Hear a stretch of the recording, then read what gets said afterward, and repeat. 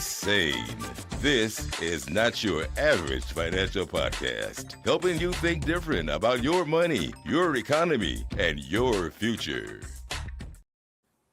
Welcome to the best part of the week. I'm so glad you are here with us, guys, and welcome everybody to Not Your Average Financial Podcast Live. It's Friday, and every couple of Fridays, we like to hop on here and just sort of riff on the news and give it to you from a not-so-average financial perspective. I'm your host, Mark Willis, Certified Financial Planner, and I've got with me one of the coolest cats on the block. That's Evan Greathouse. Man, so glad to be with you, as always. How you doing, Evan? I'm fantastic. And every time I see our little intro there, you in that the rap battle, with the little GoPro and the chain and everything, I really hope people pay attention to that because it gets me a little chuckle every time I see it. We're gonna need some some new material on there soon. We'll see what happens this year at the Banking Yourself conference. So keep it, man. Right on. Well, welcome, Evan. And guys, I want to give everyone a quick reality check. What we're going to be covering today, it's going to be sort of a grab bag on the news because there's so much going on. We got presidents flying back from China as we're talking. We got, war in the Middle East, which just makes that any other given Friday, I guess. We got inflation. Right now, inflation is back, guys. It's back, baby. It's the return of the Jedi Empire strikes back. Inflation all over the place. We are back at 3.8%, and consumer sentiment is at record lows, and retirement confidence is tanking. So this is just some of what we're going to be covering. We're going to be connecting the dots of all of what you're hearing in the news, talking about true ways you can find financial certainty and sanity. Maybe the most rare commodity in your portfolio today is sanity. So we're hopeful that as you listen and chime in, that you speak up and join us. This is live for a reason. We want to hear from you. If you're hearing other reports in the news, or if you have an opinion, throw it into the comments below. We'd love to have your voice shared live. Similarly, if you're new here, make sure you ring the bell and subscribe to our channels. It's the best way to stay relevant and up to date with everything going on, not just from the mainstream news perspective, but from a counterintuitive, revolutionary, not so average financial worldview that I think can change not just your life, but your entire family tree. So we're going to be covering a lot of the news today. But Evan, what's going on in your, just tell me what you're playing with these days. What's in the sandbox for Evan Greathouse? Work-wise, client-wise, what's a story that you'd be willing to share on something that's happened or a conversation you've had this week with a client or someone who's considering making the smart choice of working with you?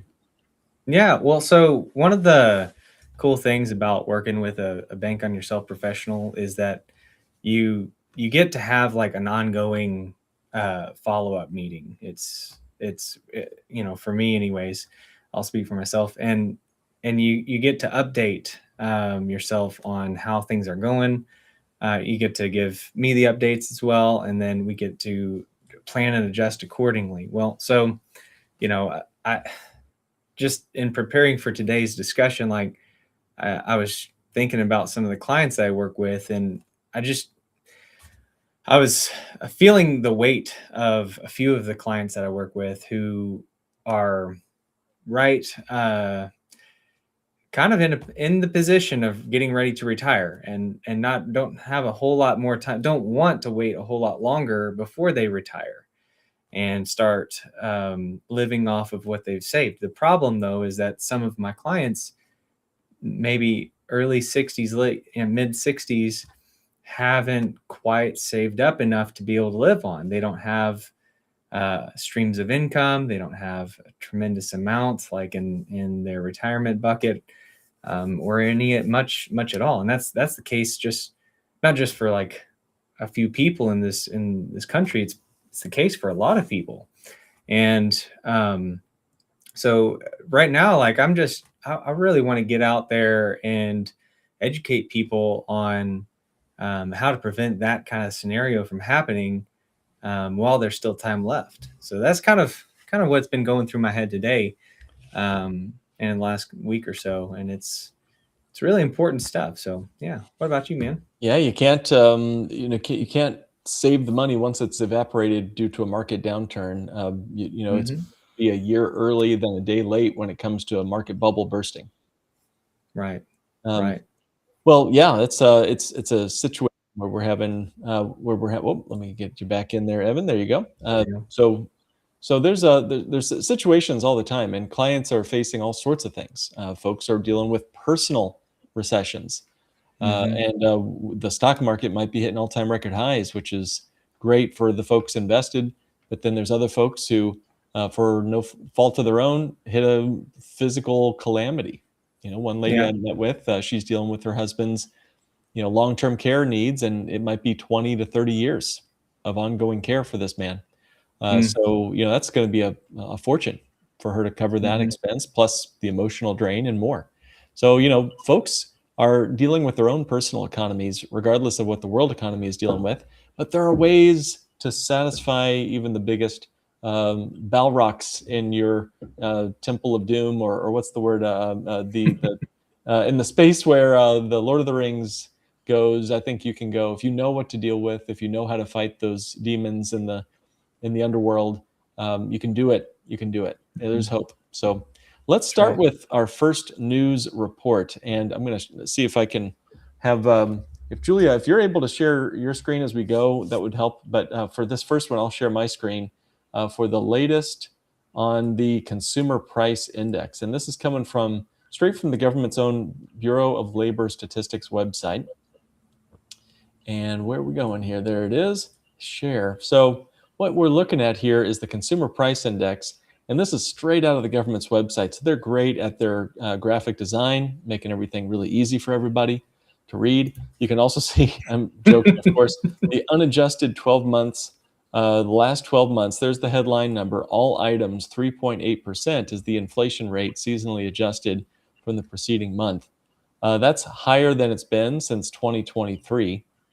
If you look at some of these pieces in here, the energy index increased 17.9% for the 12 months ending in April. So that's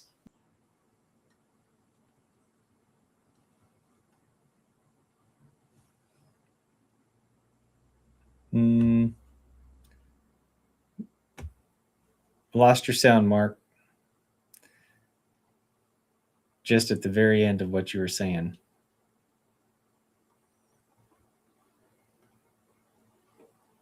Technical difficulties. Gotta love them.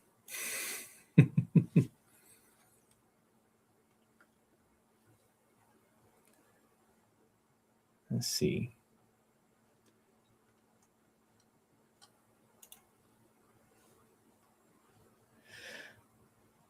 Yeah, so while Mark's getting that figured out, as far as the Consumer Price Index, it's going to show that things are getting more and more expensive, and I'm also kind of curious as to how much of the increase, how much of an increase has there been in people's salaries and incomes.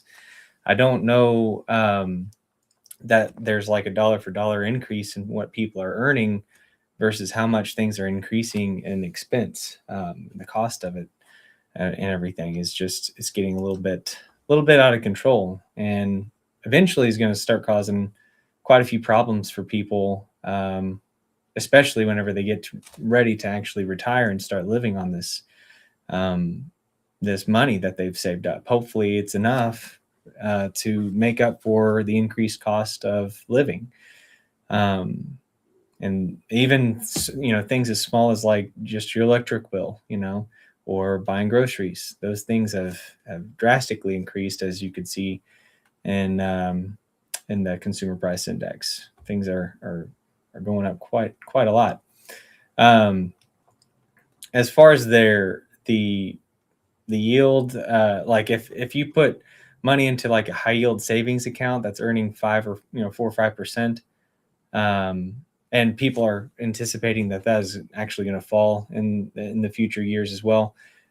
With real inflation like we're having right now, that is going to pretty much eat up any of that, those gains that you're getting in that high yield savings account, because one, that money is taxed, and two, if inflation's 3.8%, it's eroding away at your purchasing power at the end of the day, and it's gonna cause quite a few problems. So I guess Mark is he jumping back in here in just a minute, Julia? If not, that's okay. I can keep rolling with this until he comes back in. So Mark has even done a few episodes about this exact topic. It's episode 458, the Purple Belt, how to finance massive annual expenses, and then 400, how to never run out of money, even if you live to be 120 years old. So that is that's some really good information there if you want to go and learn kind of how the bank on yourself strategy is a phenomenal way to make sure that you're not going to be at the complete mercy if the market were to just absolutely tank and not come back for a while. So I got a word that Mark is going to be back in here in a second. He had to restart his computer, which is super fun. But this economy that we're in right now has been doing really well for quite a while now. It's actually up quite a bit more than we've seen in the last 20 years or so, with 2008, being kind of the last big bottom that we had there. But as we're talking, there's several surveys that we've looked into, and the employee benefit research, the EBIRI, sorry, they have done some research and some studies to see just how people are faring in retirement. Those are like people who have already retired versus people who are in the middle of retiring or in the middle of working years, but looking forward to retirement in like the next 15, 20 years or so. And if you look at these surveys with me, then you're going to get to see that people are kind of living on the edge a little bit. A lot of people are feeling not super confident that they're actually going to be able to make it through to retirement without having to come back out of retirement. Or a lot of people are looking at their retirement savings thinking, I can't retire yet. I'm going to have to keep working, and maybe part-time at least. And but I think there's one study that says that 58% of workers are confident that they're going to have enough money to keep up with inflation and costs of living. But that's 58% of workers, and that people haven't retired yet, which also means that there's 42% of those workers who do not feel confident that they're going to have enough money in retirement to last them for the rest of their life. Can see that kind of being a big problem. Mark, are you back in? Hey, I think so. Yeah. We had a new laptop, new mic and everything, and something just in the middle of it all just decided, you know what, Mark and Evan are speaking too much truth. We need to bump these guys off the air as quick as possible. So, yeah, sorry Let about Evan that. figure it out. New laptop, you never know what's going to happen. I'm sorry. Thank you for taking over, Evan. Yeah. Where did you want to take things next? I'll let you lead while I kind of. Well, I was just kind of going over some of the findings in the EBRI research, and looking at that, but kind of nervous to share my screen again. But did you want me to try that, or Julia? Do you want to try? I think Julia, she can share her screen. Maybe that'll Kind of be nervous to share mine again. yeah. If not, it's the EBRI 2026 Retirement Confidence Survey. And did you already kind of walk over what's going on in that survey, Evan? Like what the big Just a deal is? little bit. I'm just kind of running through it a little at a time. 80% of workers want guaranteed monthly income. Yeah, I haven't gotten there yet, but go for it. That's a good spot for you to pick up. Well, that's where you kind of come in, because last week you kind of left us with a cliffhanger, saying that folks would much rather have the predictability of income over, let's say a large rate of return. How did you word it last week? Do you want to try that again? Because I think that's Would you rather? I think what I said was, would you rather have just like a huge lump sum of retirement savings, or would it be best for you to have streams of income? And you didn't hear me say stream of income, just multiple streams of income. That could be a strong Social Security income if it's even still around, but in that EBRI, I want to say there was a statistic where it was crazy. 78% of workers are concerned that the U.S. government will make significant changes to the American retirement system, which is Social Security. And that the effect that could have on one of your streams of income is maybe a bit strong. So if you're concerned about Social Security, then you need to have other streams, like maybe rental income or annuity income, things like that. So the answer that I'll just go ahead and come out and let you know, I think the answer is both. You should probably figure out how to have a lump sum, maybe a year or even 2 or 3 years worth of reserves set up. And also on the other side of that, maybe the other half of your wealth is invested in things that provide you a stream of income. That's a pension, that's an annuity. And I'm not talking about just any streams of income. I want predictable, guaranteed income that I can count on, even if the market takes a massive downturn. Because the other reason to make sure that you still have cash liquidity, a year to maybe even 2 or 3 years of liquid cash available, is in case the market does take a downturn, you don't have to sell off shares or whatever at a loss in order to continue living your lifestyle the way you want to. You can live on your reserves until the market kind of rebounds some more. If you're heavily reliant on the stock market, that would be devastating, if you had to take out your money because of sequence of returns and how the money is growing and we're losing. So, well, how does the typical retirement system work?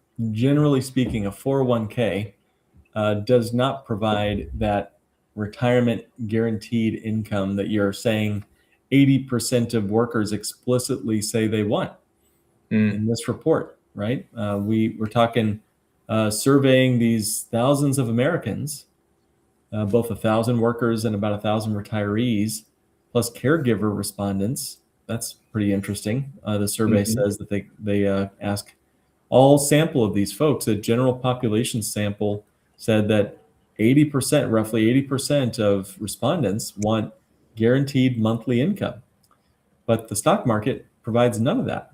In fact, rental properties provide none of that. Is rent guaranteed, Evan?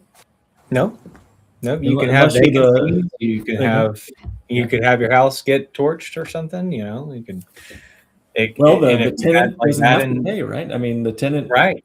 Apparently leases don't mean what they used to. Well, I was renting. The COVID insanity, amongst other things, seemed to show that landlords had to pay their mortgage, but renters didn't always have to pay rent. I knew a lot of people who went through that, who just got decimated. A lot of builders who everything froze and everything. That could potentially be maybe a different flavor of that could happen again. Yeah, not going to happen for people who have an annuity though.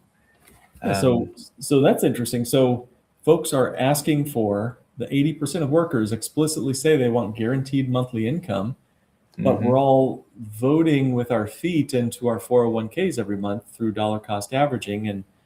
And who is the only person getting a guaranteed monthly income when you put money into your 401k?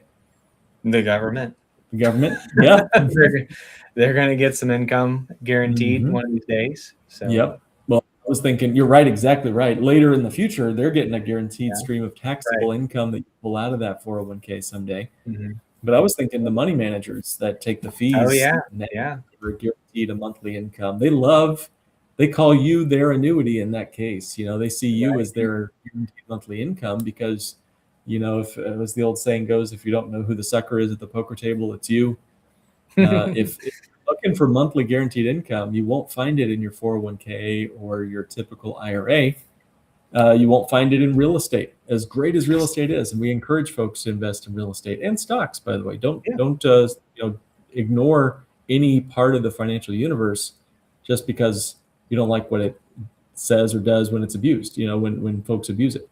However, if you're looking for guaranteed monthly income, you won't find it in dividend paying stocks. You won't find it in rental properties. You won't find it in treasuries or bonds, syndication deals. Help me out. What else is there?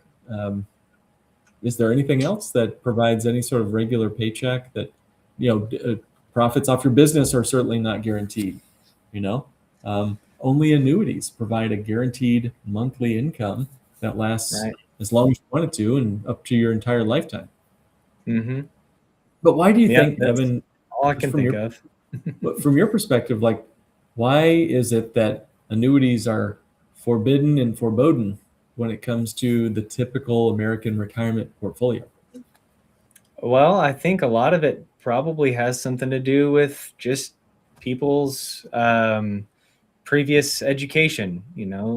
They could just need an update on what they know about annuities. A lot of people have never even really heard of them. They don't know the definition of what an annuity is. And it's kind of surprising, but I remember not knowing about what an annuity is, not in any time recent, but it just isn't so surprising. And so it's just a lack of education, I think, on what they are capable of doing these days. And part of that is at the fault of the insurance companies. They're just not super clear cut and dry. There's too many different options, and it's hard for people to access what they actually need, because how do you sift through all of that without becoming an expert? You have to know somebody who can actually help you and has your best interest at heart, and is willing to walk through the process of figuring out exactly what you need, so they can make a solid recommendation for you. So there's a few obstacles. There's also just a lack of general education on the subject, I think. Fascinating. Well, I think it's interesting that we are providing these solutions, and they've been around for thousands of years. I'll tell a story, no names, of course, but a client was talking with me about possibly retiring early. He's got some very highly appreciated stock. He's interested in getting off the crazy train of, the corporate world that he found himself in, and he was being pitched some ideas on what to do with that highly appreciated stock to generate for him an income. And they were offering, this company was saying, hey, take a big chunk of your money there and go and invest that into our options. And we'll give you income off of those options, roughly 5% of what you put into our investment. Let's say he throws in $1 million. Well, we'll give you $50,000 a year. Now, that sounded tempting to him because he didn't care about highly appreciated stock. In fact, he was worried that his company stock might decide to roll over, and he had a lot of his net worth in one particular company. And he was worried that was going to go away and that would ruin his chances of, living the life he and his family want to live. So he was saying, well, Mark, should I just do options with this money? So real quick, Evan, I know you're a smart dude. What are options where are the guarantees, if any, with options? What Yeah. can folks expect for income? Options out of are really great because it's like a loan. The easiest way to liken it is debt, kind of thing. And it is the option to purchase a stock at a certain price. Mhm. And whether the stock goes down or up, you can decide to let the option expire, or you can go ahead and exercise your option to purchase if the stock ended up going way up, and or sorry, way down, and then there's a fee that's involved with that, and so you can. There's calls there. You can have options, call options, or put options, and it gets really super complex. So I won't get into the weeds on that, but just depending on the company that you're looking into, options can set you up for the ability to have greater gains without a tremendous amount of exposure to the downside. And in the meantime, it can pay out a little bit of an income depending on what kind of options you're buying or selling. Is that income in any way guaranteed? It is not guaranteed. It is guaranteed as long as the company doesn't call the options, and which is not up to you. If the company wants to go ahead and call all the options in and everything, then that's going to be the end of it for you. But as far as the guarantees go, help me. Are there any other guarantees that I'm not thinking of? No, it expands your volatility in many ways. So, he was wondering, is this the best we can do to get this 50 grand off $1 million, to use those examples? And so we just ran some quick calculations, and again, we're able to turn on an income stream from annuities. We ran the figures somewhere between $60,000 and $70,000 a year with no market risk.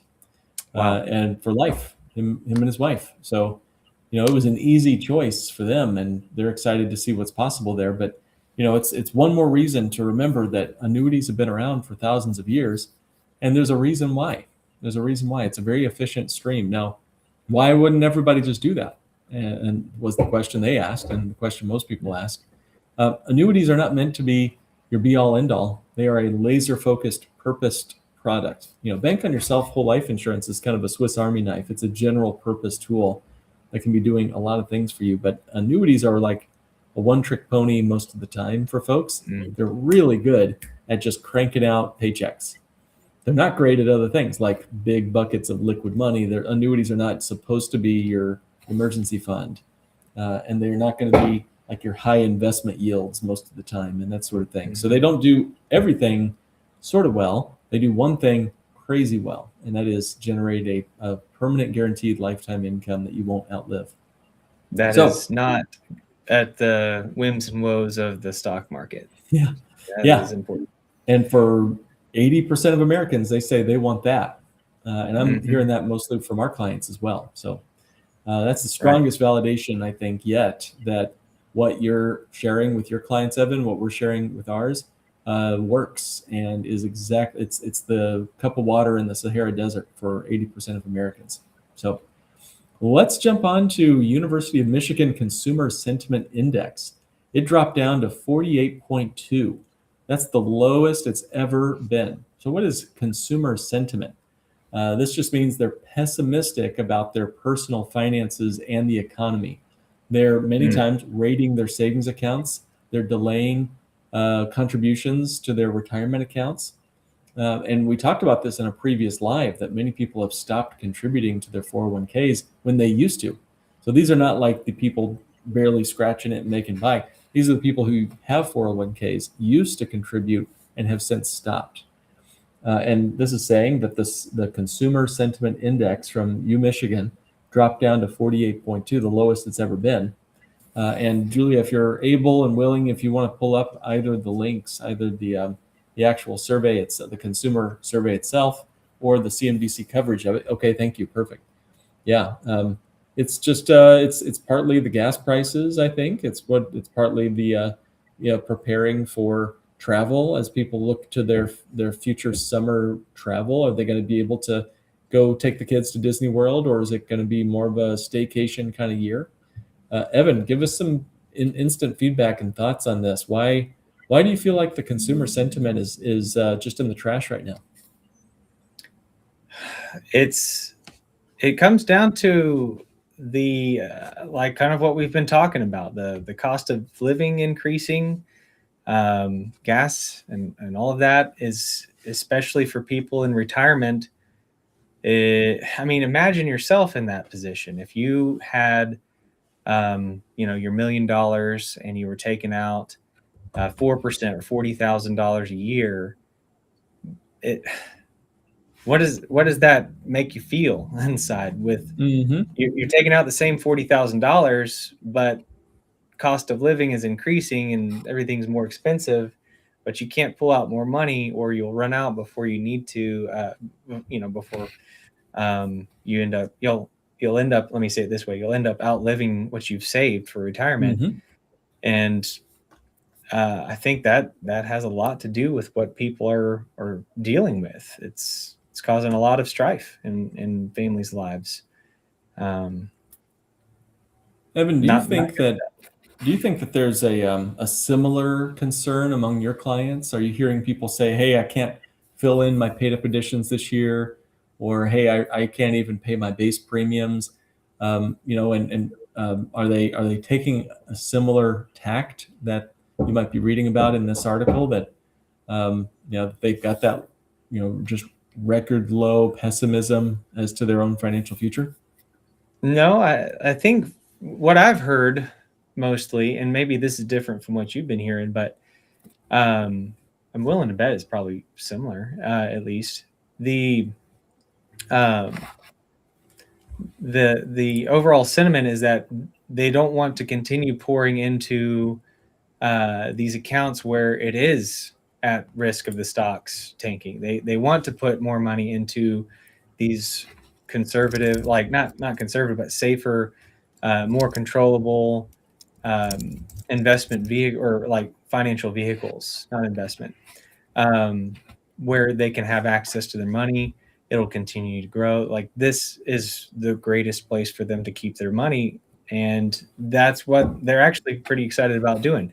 Now, some people's income may have dropped, and so they're putting in a little less. But I'd say overall, people's income is about the same, or even has been increasing steadily over the years at the rate of inflation. A lot of companies will give their employees an inflation, cost of living, and pay raise every year, and that's really great.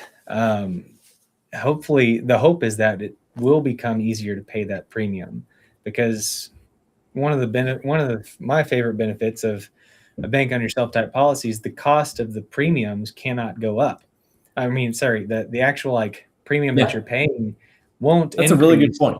That's a really good point, Evan. Required, and so it's not increasing the cost of your premium every year with inflation. That stays the same. So hopefully, with increasing income, makes it easier to pay that premium each year. Evan, you bring up such an important point. Everyone should really pay attention to what Evan just said there, because we just talked about the consumer price index, and we looked at a huge chart, everything from groceries to gas to property taxes, and everything else is going up. Evan, I'm trying to really think about this. Is there anything else that is guaranteed not to get more expensive with inflation? I can think of only maybe one or two other things. Whole life insurance premiums are guaranteed. Guaranteed, that's a key word there, to never be affected by inflation. Wow, over your whole life, forgive the pun there. So if you don't like the inflation we've had the last few years here, if your consumer sentiment is at an all-time record low, like this survey says it probably is, then consider packing money into something that never gets more expensive. In fact, it gets more and more efficient as you go through life, right? Yep. What else does not go up? Maybe a mortgage, but even there, you kind of have property taxes and homeowners insurance that Mhm. is tacked in there most of the time, and your payments go up even if your mortgage payment isn't going up. Right. Can you think of anything that is guaranteed never to get more expensive over your? I wish that Well, a dozen eggs never got more expensive, right? even mortgages go up a whole lot more than just an increased, Good annual point. tax, bill, because I've got some friends and neighbors who are selling their house and they're buying more expensive houses, Good point. Yeah. because I'm in Nashville, where housing market has been careening into outer space over the last decade plus, and housing now, the house that you could have bought 10 years ago for $250,000 is now $800,000, and it's kind of There you go. nuts. And even if you stay in your own house, there's this Yeah. little thing called maintenance. Maintenance costs. Yeah. I mean, try to put up a new fence these days. Try Mhm. and get some lumber, to do that, even if you did it yourself. Mhm. It's just insane. So, Is there I'm sorry. any maintenance What was costs your with question? the life policy? Yeah. The house, what your last thing that you said was, what is the Oh, what? cost Well, of what the else life? is guaranteed not to get more expensive vis-a-vis inflation over your entire lifetime? I can't think of anything except maybe a mortgage Oh, payment, but you just busted that myth because mhm. your mortgage payment might be good for 30 years, but you might move or Yeah. you might stay in your house and then things fall apart and you got to Mhm. pay for those things. So over time, the cost of living in your house goes up with inflation. I can't Yeah. think of anything else. I wish I could. I wish I had a lifetime guarantee that gas never got more expensive. I remember 98 cents a gallon. I remember 98 cents a gallon. Right. So I would like to have locked that in when I was younger. You can do that with a whole life policy. The younger you Yeah. are, the less expensive it is, and it's Right. guaranteed never to get more expensive with inflation. So anyway, I took us off on that tangent, Evan. But Mhm. um, No, that's a point is, good people point. are I'm glad you pessimistic about things sat right on now. that. Mhm. Glad you sat on that for a little bit. So let's jump to number 4, my friend. Number 4 topic we had to talk about and you wanted to bring up was, I think, a really important one. This is wild, guys. Okay, so the S&P 500 Shiller CAPE ratio. CAPE ratio, that's something you don't hear every day in your meetings with clients, but it's a very popular way to view the valuation of the stock market. And it recently hit around 40, which means there's an extreme valuation warning coming in here, guys. So Julia, when ready, if you can share your screen, love to kind of walk through what's going on here with the current Shiller CAPE ratio. All right. So, and what's the time horizon that we're looking at? Give it to like last 5 years or so. That's like since 1890 something. But if there's okay. Mr. Brandon, I think, says I'm old. Yeah, I am old, man. 98 cents a gallon. That's going to take me way back. Thornton's Gas. I would go there on after high school and fill her up because that was where the deals were. Thornton's Gas. Shout out to Indianapolis's Thornton's Gas. But yeah, if we could go from not 1880, well, let's just do the last 20 years. Hang on, before please. you change that, go ahead, Evan. look at the Shiller. The last time that the ratio was price to earnings ratio, really at a huge peak, that was in the .com bubble. That's a good point. November 1999, and before that, the last time it was at its greatest peak was 1929. Wow. What happened in 1929? Wow. Yeah. Are we? And- a lot of questions here would be like, are we undervalued as a stock market right now, Evan, or are we overvalued? I'm thinking it's probably saying, I don't think it is an expensive market right now. And so if things are really expensive, there's going to become a point where people are not willing to pay that price anymore. And when that happens, you see a correction, in the market. They call it a correction. Don't know. Does it feel like you're being corrected or punished or disciplined or whatever? Yeah, it doesn't feel so correct when you're going through it. Feel correct to me a lot of times, but yeah, that's a really good. I'm glad you paused on that there, Evan. So proper context.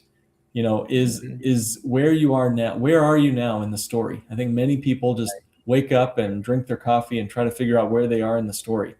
William Shakespeare said, the world is a stage and everyone's just actors thereon. That's a paraphrase. I'm not sure exactly how he said it, but I think it's important to remember what part you're playing in the play and where you are in history.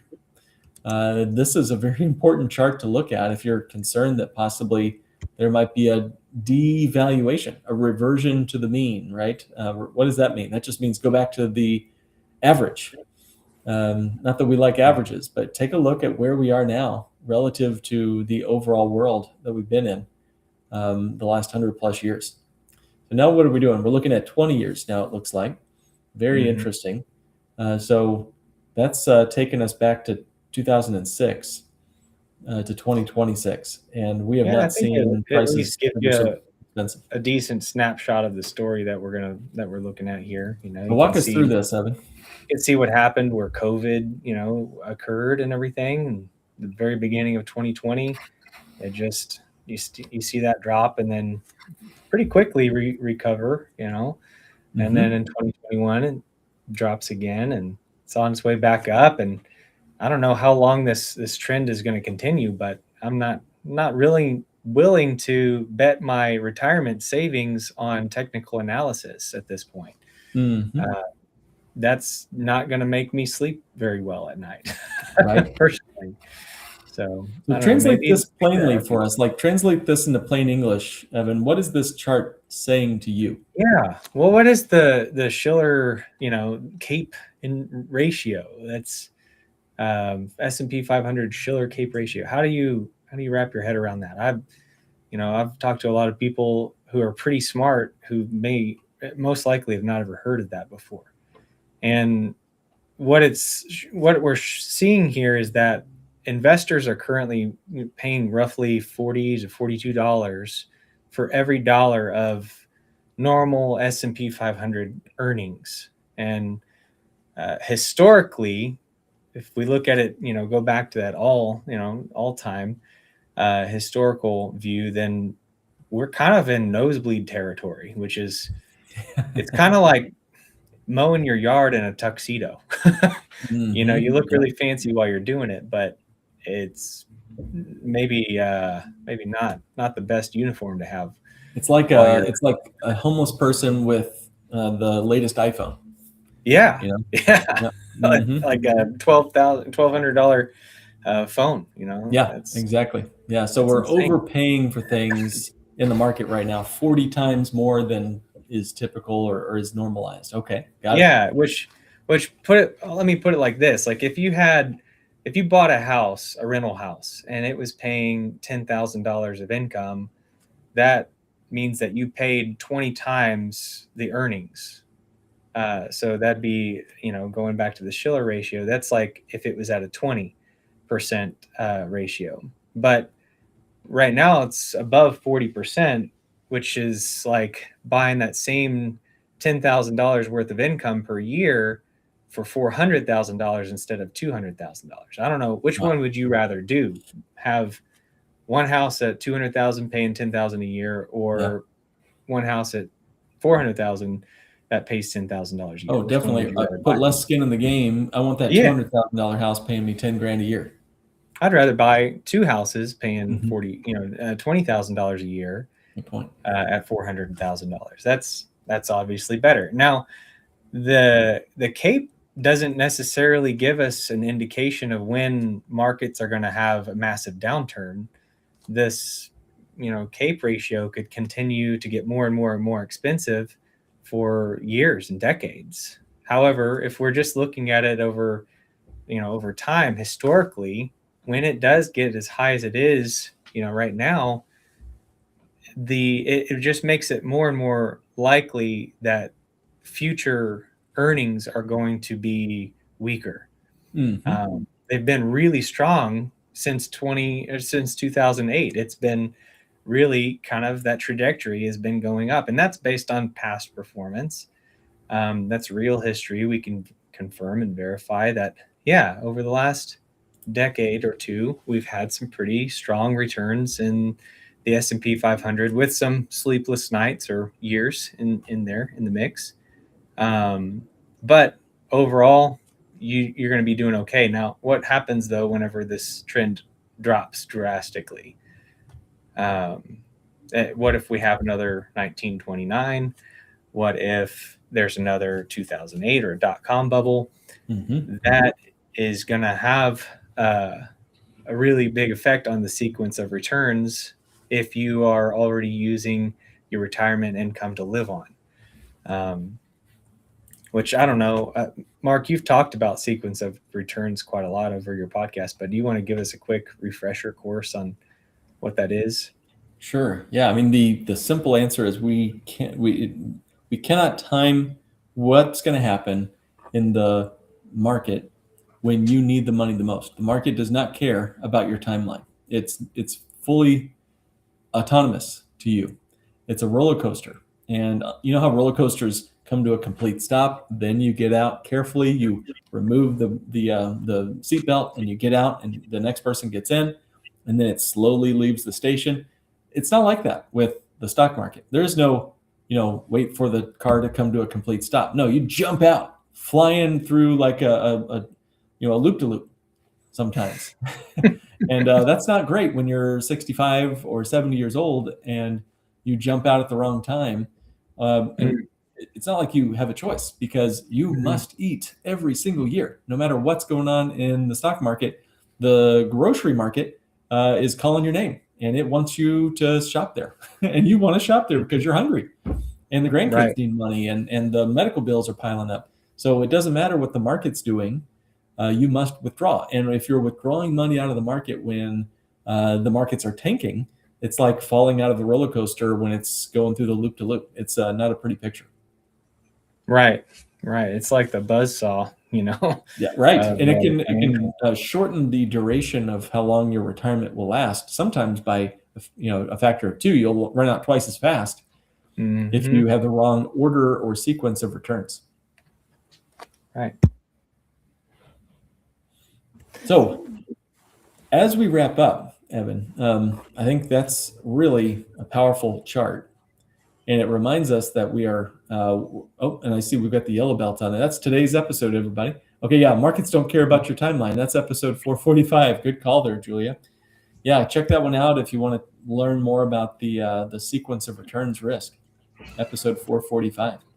So what are some questions as we wrap up for our audience? And then we did get some questions sent to us as well, so I'm happy to chat about that. Are there any questions that you think would be helpful for folks as they're considering where we are today in the news? Yeah, well, so just ask yourself what part of your financial life is not dependent on market cooperating? Which part can you access if it does take a market downturn without having to sell off and at a loss and effectively take away from your account's ability to recover? What kind of guarantees do you have? Is the foundation of your investments and your retirement income, is it predictable? Those are some of the really big questions that we all need to be asking ourselves, and as kind of a litmus test to see how acidic it is or how alkaline we are. It's really important to be well balanced on that front. So. And I'm curious for folks as you're watching this either live or in the comments later, because I know we have a long tail on this video and folks will keep watching it, days and weeks even after this is recorded.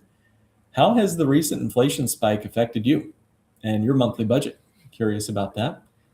I'm curious if you've had any recent pessimism or worry about your retirement. Have you had to stop putting money into your 401ks or even your bank on yourself style policies, lower your contributions to whatever it might be?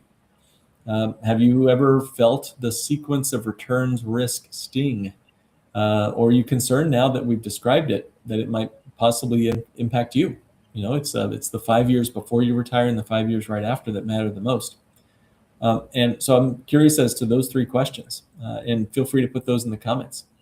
And one question, Evan, that someone asked for this episode today was, how does Bank on Yourself, and I'll ask this one for you, Evan, if you want to answer it, How does Bank on Yourself hold up in this high inflation environment we're in today?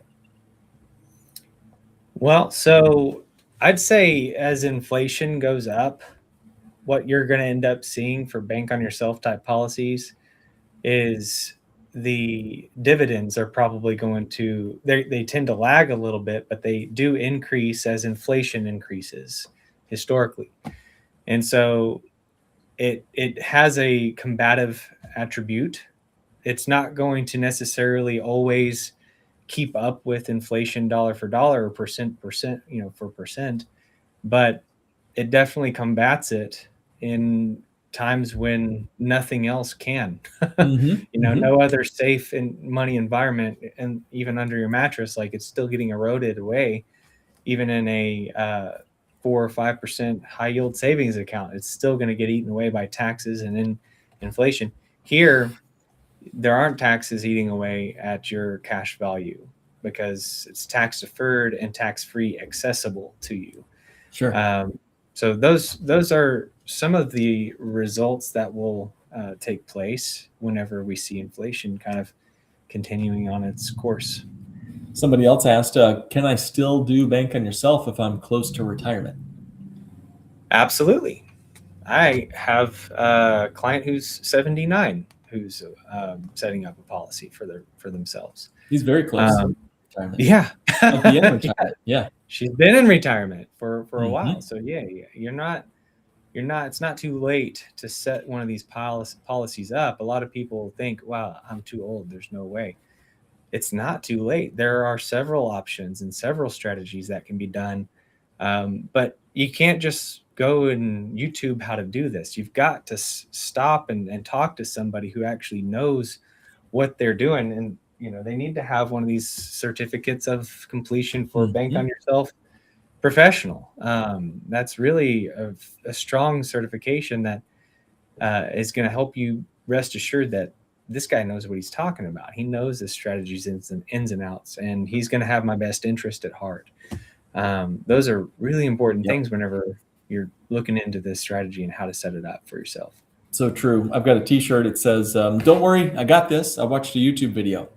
And that's okay if you're needing to learn how to, flip a steak on the grill, or if you're trying to learn how to unstrip a screw or something like that. But it's not so great if you're trying to fly an airplane for the first time. Or, you don't want somebody brain surgery. Brain surgery, exactly.